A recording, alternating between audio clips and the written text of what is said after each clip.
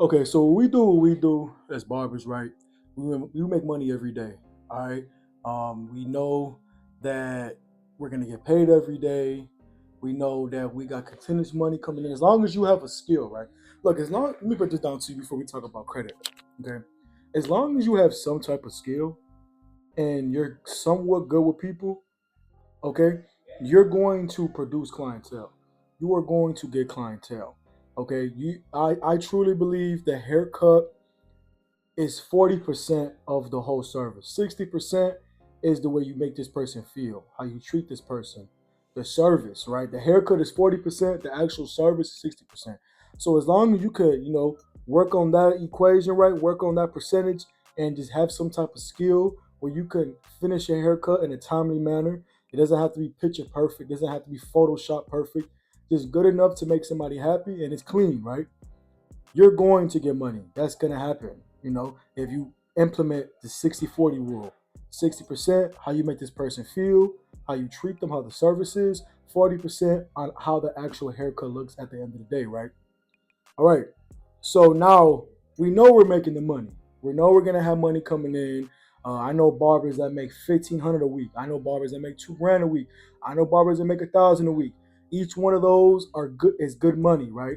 But again, if you can go hand in hand and put your credit in the mix of that too, you'll be unstoppable, man. But you got to know how to do it. I'm not gonna sit here and act like I'm a credit guy and I know everything about credit or I'm a credit guru. I'm really not. All right. But as of right now, I have a 720 FICO score. I'm sorry, a 734 FICO score. And when you go to my TransUnion, it's a 720. But my FICO score is pretty good. Okay. Or no, I'm sorry, it's the other way around. My FICO score is a 720 and then my TransUnion and stuff in that nature is like at a 730. So more of the story, I have pretty good credit of what I've been doing.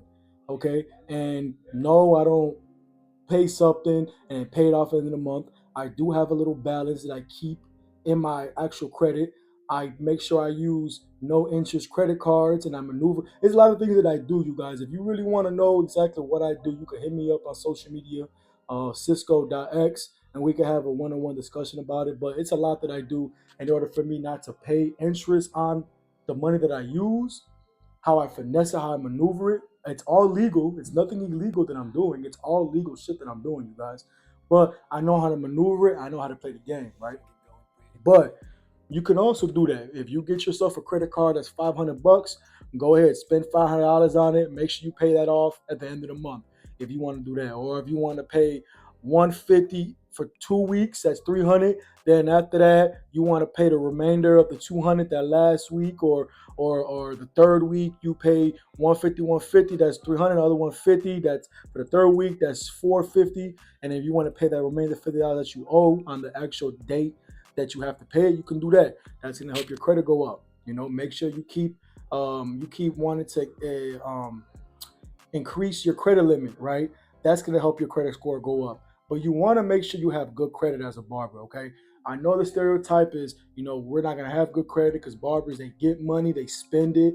They got guys that, at least if you work in an urban shop, right, like I do, you got guys that come in, they sell stuff, you're buying it right then and there. I don't find nothing wrong with that as long as you're, managing your money the right way, okay? The only way you're going to go broke is if you're not managing your money the right way, okay? But again, that's the money talk. Right now, I want to focus on credit because a lot of you guys don't have a credit card. I don't understand how you're a barber and don't have a credit card. They're not evil. It's free money in a way if you do it the right way. Okay. Now, if you're maxing out cards and not paying, and now you're paying all this interest, okay, that's on you. You made the wrong decisions. Okay. But just like they gave me a $500 credit limit and they gave somebody else a $500 credit limit, I did something right. They did something wrong. That's why I have credit cards that have up to $10,000 to $15,000 in credit limits because I'm doing the right things. I'm making sure I'm paying these people back their money. It's really like a loan shark, you guys. Think about it like this. Think about it like this as a barber. So you pay booth rent. Let's say you're paying booth rent, right? If you don't pay that booth rent, the barbershop owner is going to kick you out the shop, right? Because you're not doing the right thing. And he's also going to let his other buddies know if they own barbershops that you're known for not paying your booth rent. So same thing with credit cards. If you don't pay your credit cards back at all, not even the minimum balance, which I would not do. I would always exceed the minimum balance. Always do that. Okay, that's gonna help your credit a lot. And try to do 2 payments a month.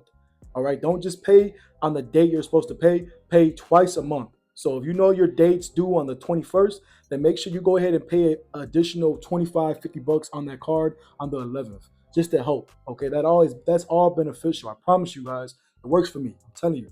If you don't want the advice, that's on you. Do you? But again, it works. All right.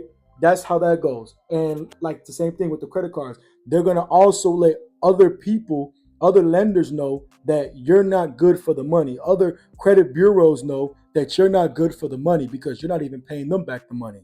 So why would they even give you some type of referral to a different card, or if so a card calls them and says, hey, is this person good? They're going to say no. They don't pay back. They're not reliable enough. They're not a reliable person to pay back this money. So that's practically how your credit score will go down. The top two reasons your credit score will go down is not paying on time, for one, and utilization. So let's say you have a $500 limit, right? But you're exceeding the $500 limit and you just continuously like keep it there, right? Or we'll do this: $500, but you're using 450 of it. Now you're at a 95% usage rate, a usage percentage. Okay, that's gonna make your credit score go down because now, in the eyes of the bureau, you need this money. They don't want you to need it. They want you to want it. You get what I mean? Like, because if you're not using the card at all, right? Like it's zeroed out, you're not doing nothing with it. There's times where they will close your account out because this guy's not using the card. What's the point? He doesn't want the money. Same thing if you're using too much of it. Your credit score is going to go down though. They won't shut your card down because you technically still owe them this money. But they will put your credit score down because you obviously need this money that bad. So you're not doing something right on your end. You're not money managing something on your end. It's all a game. Okay. And the more you realize how to maneuver the game and how to make certain decisions, the better your credit score is going to get. And look, don't aim for the 800 if you want it. Don't get me wrong. If you want an 800 credit score, that's cool. But there's not too much difference between between you having a 750 credit score and an 800 credit score. It's maybe like a percentage you might get cheaper as far as like an interest rate for like a home or a property, stuff of that nature. But as far as like getting loans out, it's all gonna be the same. As long as you got that 750, you're excellent. They're gonna rock with you, right? The banks are gonna rock with you. I promise you. Okay, but if you want to aim for that 800 score, by all means, I was on the same tip. I wanted the 800. I wanted the 800, but I'm not mainly focused on that. My main focus is to have good credit to where I can get any type of loan that I want out for anything. I want to get a piece of property. If I need a loan to get a business, to buy a business, I can do that. That's my main purpose of having good credit, not to try to get a certain score. It's like when you're losing weight. Don't worry about that scale because they might say 200, but you might be shit 60, 70% of just muscle, right? You're just strong. You don't worry about that scale. Look at your body. Look how you're looking. Same thing as far as with your credit score. Like as long as your score is at an excellent or the good to where you can get certain types of loans and stuff like that nature, don't worry about getting that 800. It's not the most important thing in the world. Somebody else will have a whole different opinion than me, but I'm telling you guys, it's not that deep. Just make sure you're on point with your payments. Make sure you're on point with not using as all the money. If you have $1,000 limit, stay below a certain amount. I know when you exceed like a certain amount of utilization, I forgot how much it is. I think it's like, how much is it? I think it's like 9 or 10% or something like that. That's when it won't. I don't believe your credit score goes down, but it'll stay in the same area until you start to lower that percentage down. And utilization. That word is so hard for me to pronounce. Utilization. Say it 3 times so I know how to say it properly. So as long as your utilization is below a 9%, you'll start to see that score increase more and more and more. Because again, you still want the money because you're using at least 9% of it, but at the end of the day, you're not over exceeding. Now, when you start to get to like 25%, 50% utilization, now your credit score is going to start going down. I promise you that. Okay, so just stay on point with that. All right, like credit is very important as a barber, you guys. Don't just be focused on money, money, money, money, cash, cash, cash, cash. Cash is not always king. You want to have good credit if you want things. If you want to open up a barbershop and you want to get a business credit card, okay? And a lot of you guys don't even have like debit accounts. You guys don't have checking accounts. This is ridiculous. Like the minute you become a barber, go to the bank, open up a checking account, and have that going. Little by little, open yourself up a LLC so you can go ahead and get yourself a business debit business checking account. Like start maneuvering level by level, you guys. It's baby steps, but it's really not. It's really like dinosaur steps. You feel me? Giant steps. Because when you're in business, you can't prolong things too long. You can't procrastinate things so long when you're in business. When you're in business, you have to get shit done. Okay? Excuse my language, but I'm being honest with you guys. You have to get stuff done. Okay? So again, top three rules of credit. Okay? Pay on time. Don't use all the money. Okay? Don't like use if you got $1,000, don't be using 900. Break it down. Unless you're gonna pay it off all in that 1 month. That's different then. Okay. But if you're not gonna pay it all in that 1 month, do not do that because you're gonna put yourself in a bad situation unless you're doing what I'm doing and you're using a no interest credit card. Okay. And you get a certain amount of time of no interest to pay it off. And best believe I'm gonna pay it off because I don't want to deal with interest. But again, don't let the whole 19% interest rate scare you because you're paying little by little. Like, you might be paying an extra 15, $20, $25 a month. You're not going to be paying a crazy amount a month. It won't be hundreds and hundreds of dollars unless you have crazy thousands and thousands and thousands of dollars of credit limit, used up. Then that's a whole different story. Okay. But again, like I was saying, one, pay on time. Two, keep your utilization low. Make sure you keep that low as possible. Use the card, want the card, but don't need the card. Okay. And three, make sure you're using it to buy things that are actually gonna benefit you. Okay, whether it's clippers, whether it's stuff for your barbershop if you're opening up a new barbershop, whether it's a trimmer or even clothes, you guys. Like I'm big on this. Um Maybe because I like fashion, I'm into shoes, so I might be biased. But I truly believe if you dress good, you feel good, you're gonna do good. Okay. So if you're buying yourself clothes, that's technically a write-off. That's a uniform. Okay, what you wear every day is your uniform. As barbers, we have to be nice. We have to be stylish. We're the ones that are putting people on to new trends and stuff of that nature. So we have to keep ourselves together. All right. So again, one, make sure that you're paying your cards on time.